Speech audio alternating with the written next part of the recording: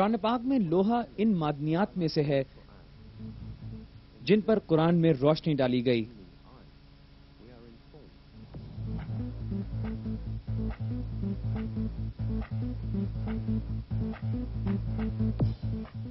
اور ہم نے لوہے کو اتارا جس میں سخت قوت ہے اور لوگوں کے لیے بہت سے فائدے ہیں.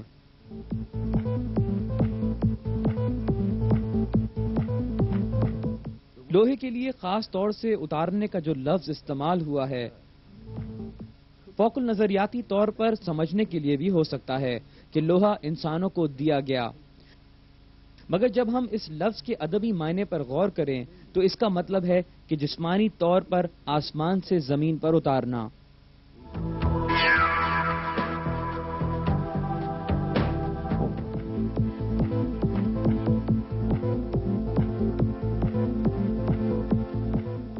ہمیں اندازہ ہوگا کہ یہ لفظ ایک بہت اہم سائنسی معجزے کی طرف اشارہ ہے.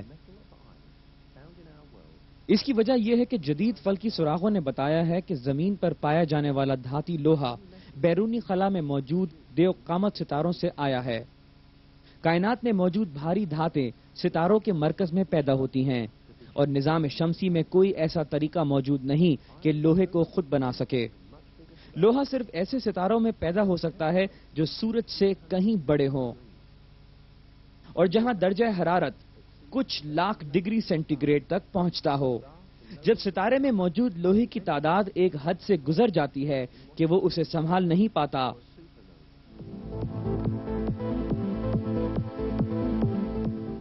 اس دھماکے کے نتیجے میں ایک لوہا رکھنے والا شہاب ثاقب کائنات میں بکھر جاتے ہیں اور اس وقت تک حرکت کرتے ہیں جب تک کہ کسی آسمانی جسم کی کشش انہیں نہ کھینچ لیں.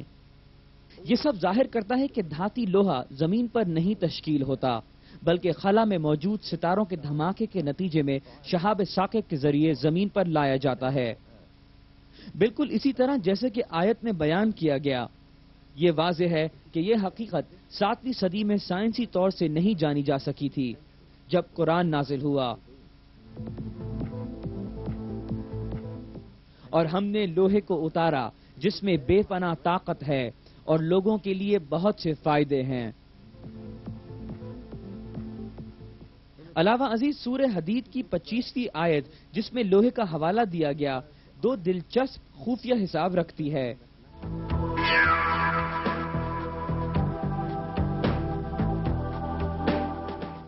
عربی زبان میں یا امجد کے لحاظ سے الحدید کے اعداد بھی 57 ہیں.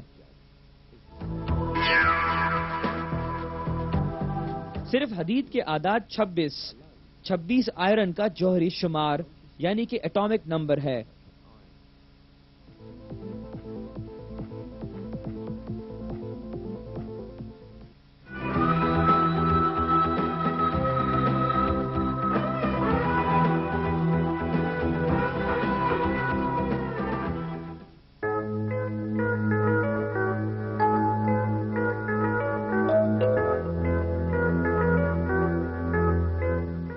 قرآن پاک کی آیات میں ہواؤں کو خوبصورت طریقے سے بیان کیا گیا اور اس کے نتیجے میں ہونے والی بارش کا ذکر اس طرح کیا گیا. اور ہم بھیجتے ہیں بوجھل ہوائیں، پھر آسمان سے پانی برسا کر وہ تمہیں پلاتے ہیں اور تم اس کا ذخیرہ کرنے والے نہیں ہو.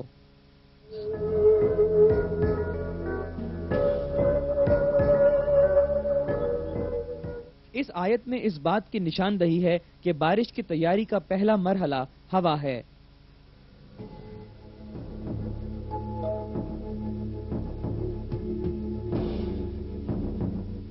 بیسویں صدی کی ابتدا تک بارش اور ہوا کا واحد معلوم رشتہ یہ تھا کہ ہوا بادلوں کو اڑاتی ہے، جبکہ جدید موسمیاتی تحقیقات سے بارش کی ساخت میں ہواؤں کے زرخیز عمل کو ظاہر کیا ہے.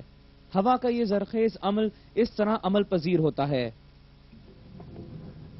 سمندروں میں جھاگ بننے کی وجہ سے بے شمار ہوائی بلبلے بنتے ہیں. ان بلبلوں کے پھٹنے پر ہزاروں کی تعداد میں 1 ملی میٹر کے 100ویں حصے کے برابر قطر رکھنے والی ذرات ہوا میں اڑ جاتے ہیں. یہ ذرات جو ایروسول کہلاتے ہیں زمین سے اڑنے والے گرد و غبار کے ذرات سے مل کر ہوا کے ذریعے کرہ باد کی اوپری تہہ تک پہنچائے جاتے ہیں ہوا کے ذریعے بلندی تک پہنچنے والے یہ ذرات وہاں موجود آبی بخارات سے ملتے ہیں۔ آبی بخارات ان ذرات کے گرد جم کر پانی کا قطرہ بناتے ہیں۔ یہ آبی قطرات پہلے ایک دوسرے کے قریب آ کر بادل بناتے ہیں اور پھر زمین پر بارش کی صورت برس جاتے ہیں۔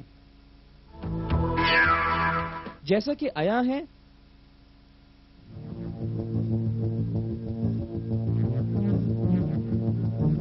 ہوا پانی میں موجود ان آبی بخارات کو زرخیز کرتی ہے جو سمندر سے اٹھاتی ہے اور بالآخر بارانی بادلوں میں تبدیل کر دیتی ہے۔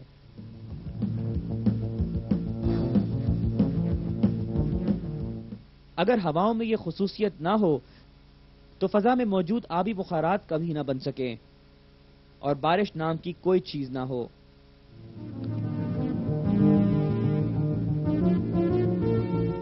یہاں سب سے اہم نقطہ یہ ہے کہ بارش کی تیاری میں ہواؤں کا ناگزیر کردار صدیوں پہلے قرآن پاک کی آیت میں اس وقت بتایا جب لوگ مظاہر قدرت کے بارے میں بہت کم جانتے تھے۔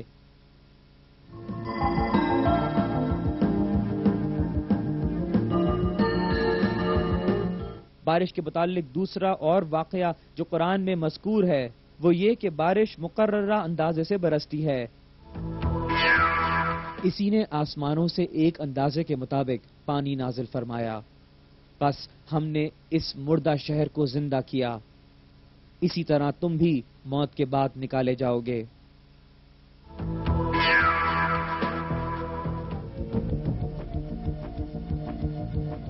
بارش کا یہ اندازہ بھی جدید تحقیقات سے دریافت ہوا۔ اندازہ لگایا گیا ہے کہ ایک لمحے میں تقریباً 6 لاکھ ٹن بخارات زمین سے ہوا میں اڑتے ہیں۔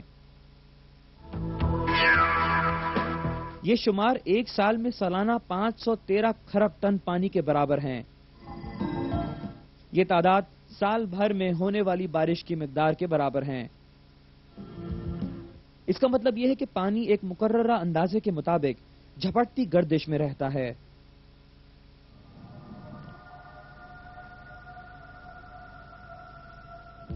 زمین پر موجود زندگی اس بارانی گردش پر انحصار کرتی ہے۔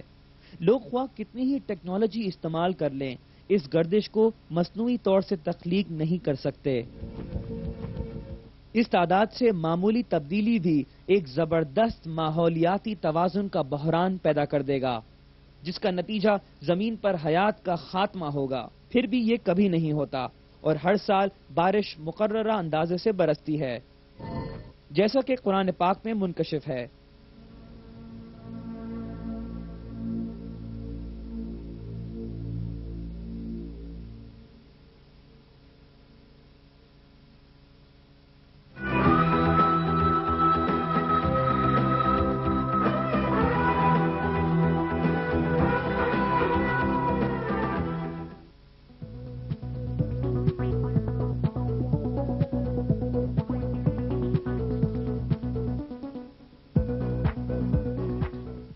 سمندروں کی ایک حالیہ دریافت شدہ خصوصیت قرآن پاک کی ایک آیت میں مذکور ہے۔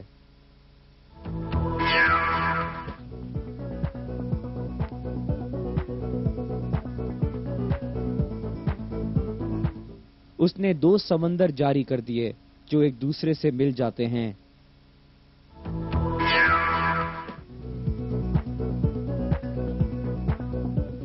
ان دونوں میں ایک آڑ ہے کہ اس سے بڑھ نہیں سکتے۔ سمندروں کے ملنے کی یہ خصوصیت جس میں ایک آڑ رہتی ہے، حال ہی میں ماہر بحریات نے دریافت کی ہے۔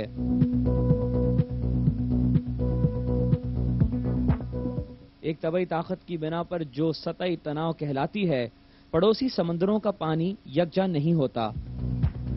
سمندروں کی مختلف کثافت کی وجہ سے سطحی تناؤ انہیں آپس میں ملنے نہیں دیتا اور درمیان میں دیوار کی مانند ہو جاتا ہے۔